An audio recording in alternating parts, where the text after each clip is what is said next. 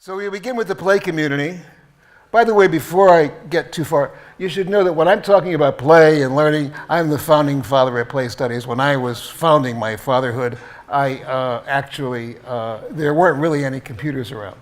There were some, but there weren't really any significant computers. So everything I'm going to talk about is play before computers, which is the same thing as play that's going around without computers now, which I think is far superior to the play that's going on computer.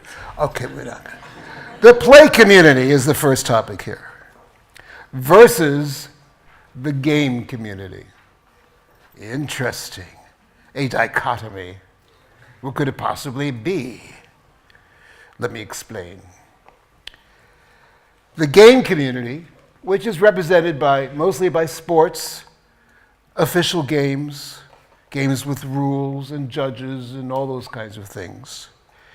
The rules and the officials decide if the players are good enough to play, and if not, they change the players. That's the game community. And we compare and contrast between the game community and the play community thusly. So, in order to demonstrate this, do you know the game Hot Hands or Slapsy? Yes, you do? It's a game of inflicting pain upon each other. It's a lovely game. And there are many variations of the game. Does anyone want to demonstrate with me? Come on, somebody it's all right. I won't hurt you too much. Anybody? God bless you. God bless you, darling. Yes. What's your name, old noble lass? Amanda. Amanda, ladies and gentlemen, the heroine for the moment, Amanda. All right, how do you play?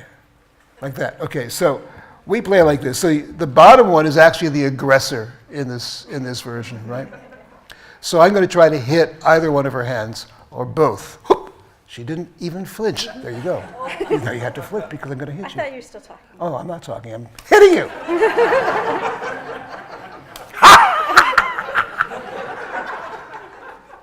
You got the gist of the game? Now, if I miss, thusly, then I become on the top and she's on the bottom. So it's like this. It's more complex like this, more challenging, more mature. And you missed again, and now you're on the bottom. Okay, that's the gist. Now, the lovely thing about this is what the photograph is Stevie Wonder, whom you know, and whom you also know is blind. And he's actually going to be playing, we're not going to see him because I didn't get the video, but he's going to be playing Slapsy, blind, with this kid who is not blind. So in order to play it, you have to change the basic rules of the game, right? Something has to change in order to accommodate the difference between the two players. So I have here just a scattering here, of the possible variations that you could play if you were playing Slapsy and trying to adjust it to different situations. You certainly could play sitting down. You could play one person sitting down, the other person standing up. You could play both sitting down. You could play lying down if you're very tired. You could play with one hand or two hands or three hands with another person. So you could play with three people and not just two people. You get the gist. And of course, you could play it blindfolded with your eyes closed, which is very fun, it turns out. All right, so kind of remember these things, these possibilities. You could play it by yourself. It's not that amusing. But it's always exciting when you discover that you actually can catch yourself unawares. All right, you have the idea?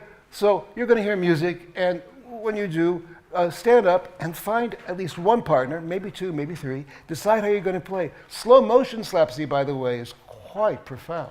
I'm just saying. All right, here we go.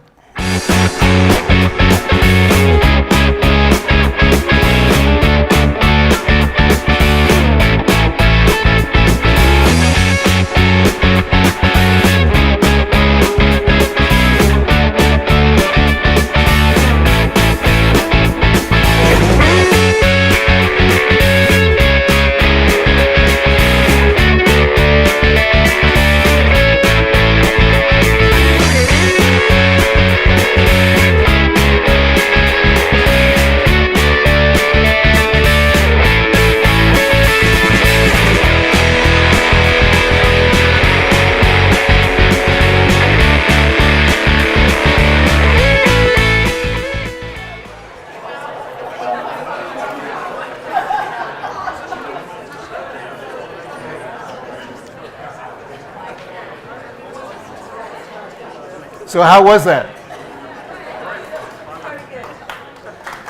Yeah, thank you. You know, I'm always amazed at the transformation that takes place when you give people the permission, the opportunity to play a game, especially to kind of invent their own game. It's a very basic shift. And we do it so naturally.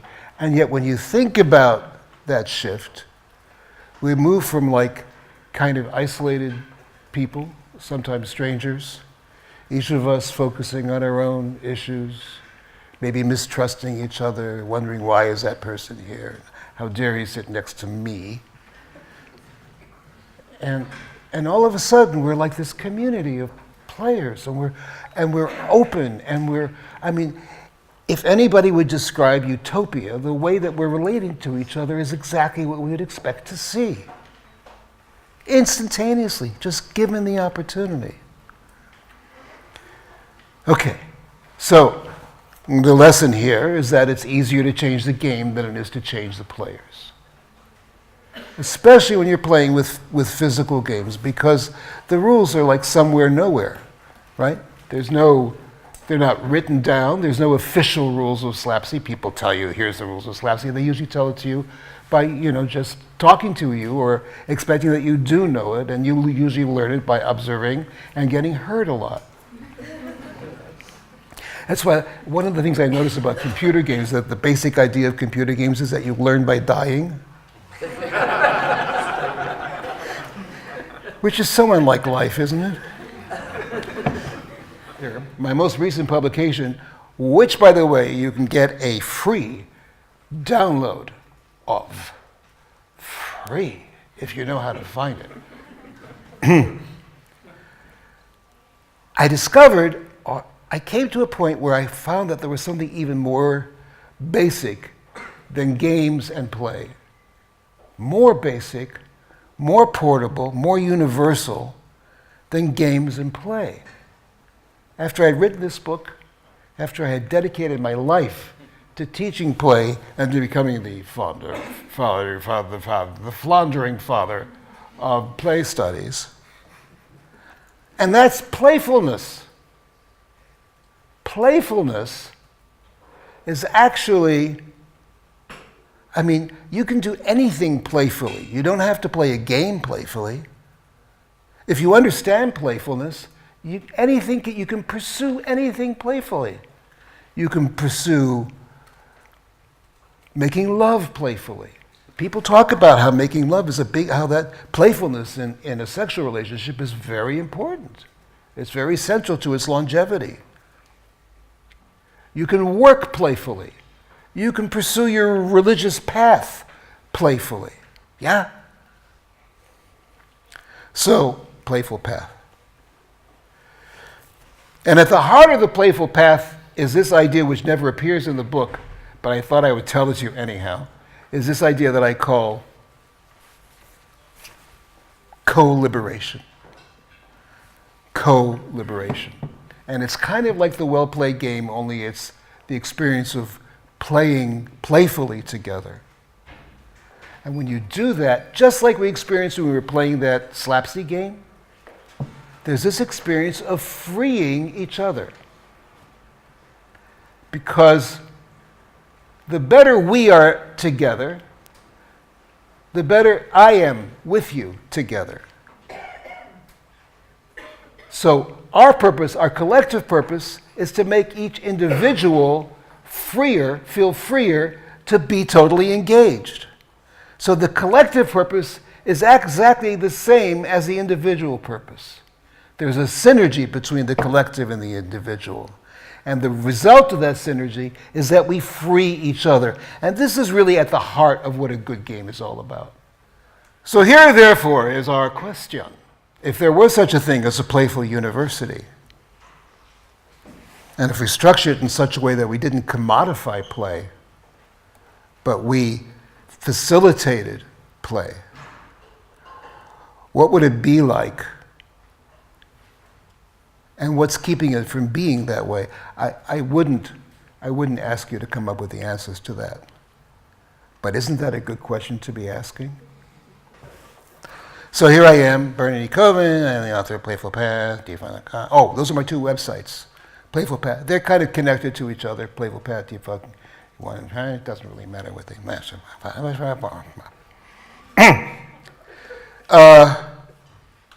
I do have they had more videos to show you, but it's too late. It's just too late. This is a wonderful video.